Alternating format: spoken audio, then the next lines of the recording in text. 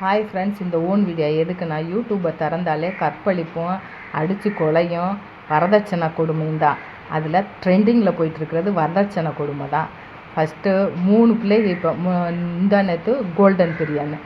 ஏன் இருக்கிறவங்களுக்கே இருக்கிறத நகை நட்டெல்லாம் போட்டு கட்டி கொடுக்குறத விட உங்கள் சுற்றில் உங்கள் சொந்தக்கார பையனே கொஞ்சம் ஏழையாக இருந்தால் அவங்களுக்கு கொடுத்து முன்னேற்றி விட்டால் என்ன? இது காசு வச்சுருக்கிறவங்களுக்கே வரதட்சணையை கொடுத்து நீங்கள் உங்கள் பிள்ளைகளை கல்யாணம் பண்ணி கொடுக்குறீங்க. அங்கே போய் நல்லா வாழுதுங்களா?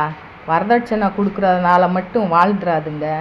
மனசு இருக்கணும், நல்ல குணமும் இருக்கணும், வீட்டில் உள்ளவங்களும் நல்லா வச்சுக்கணும். அதை புரிஞ்சுக்கிட்டு இல்லாதவனை கொடுத்து முன்னேற்றி விடலாமே கல்யாணம் பண்ணி கொடுத்து.